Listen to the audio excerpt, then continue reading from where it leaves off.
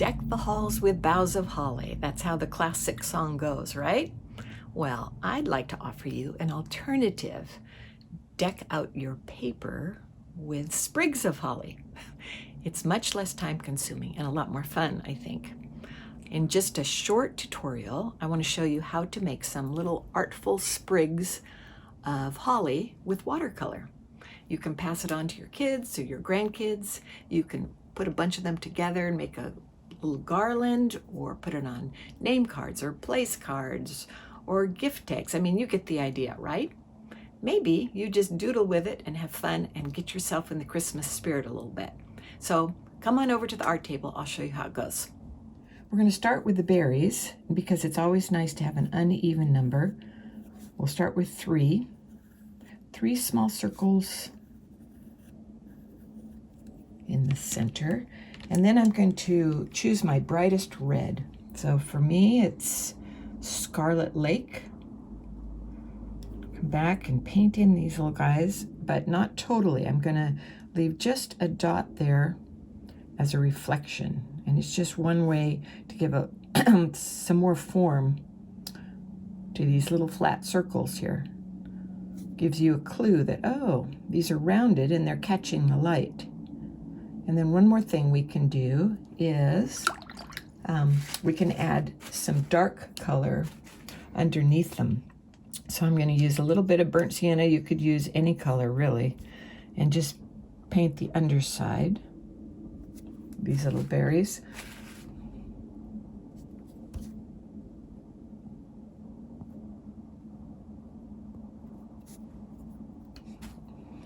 I just put some new paint into my wells and it's quite thick. There we go. One more attempt here. Next, we're going to be using green. Well, first we'll draw the leaves. So let me show you just a simple way. I've used this with kids, just in case you need a refresher with leaves. You can draw two footballs, or you can think in terms of a very wide rainbow and a big wide smile. That's often what I do with kids.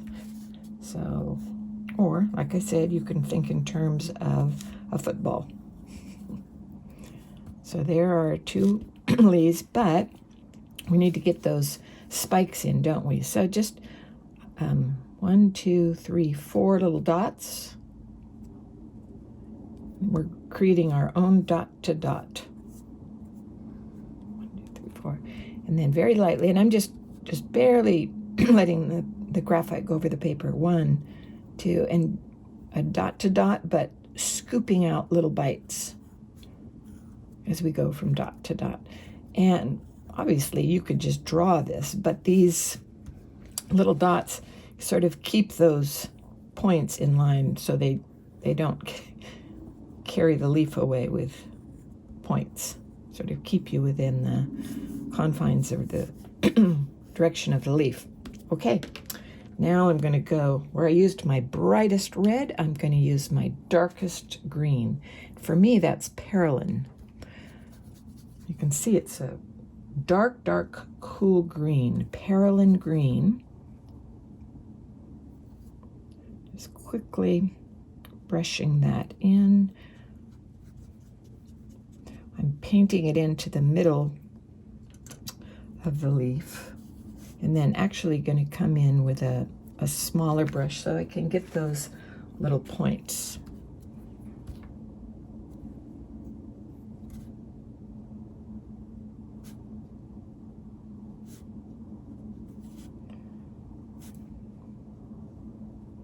Fun to paint, not fun to get on your fingers, right? All right. Now I'm going to be adding one color to this dark green paint before it dries.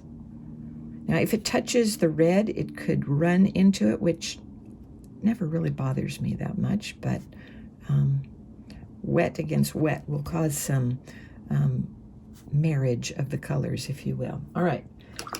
I'm going to take some Aurelian yellow now.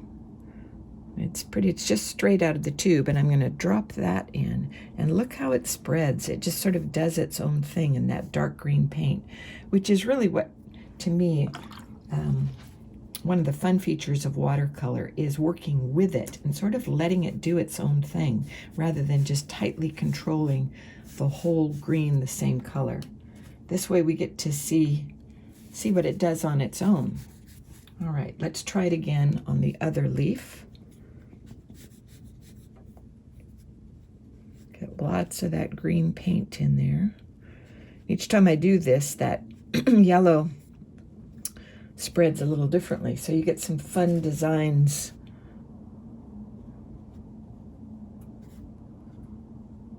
And patterns with the green and the yellow in the leaves.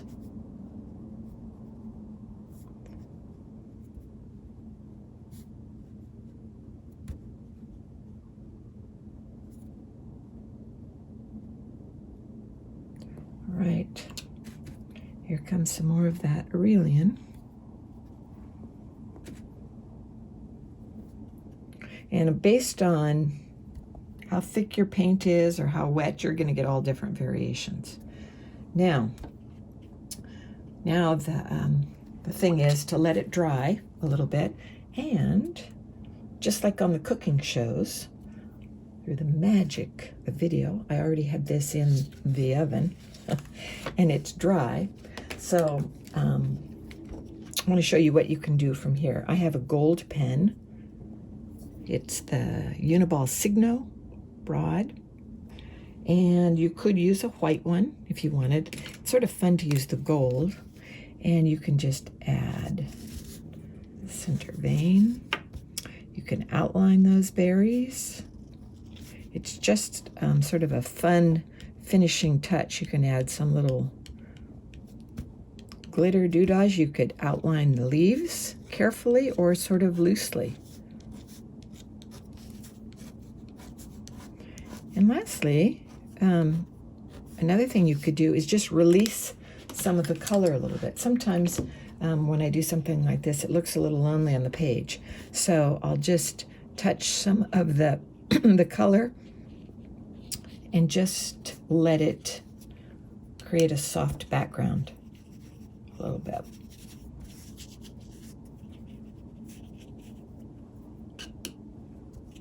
You could even add some soft green paint if you wanted to. You're just sort of giving the paint permission to say, yeah, you can move on out here.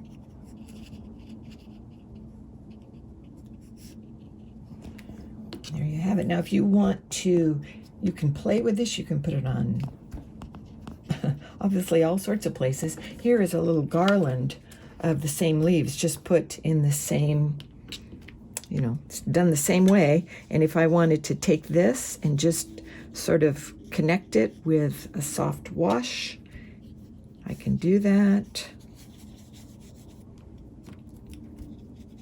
Well, might want to add just a little bit of yellow.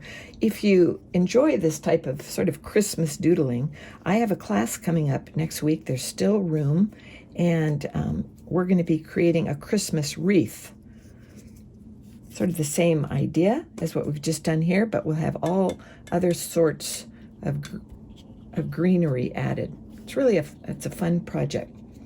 So there you go, my friends.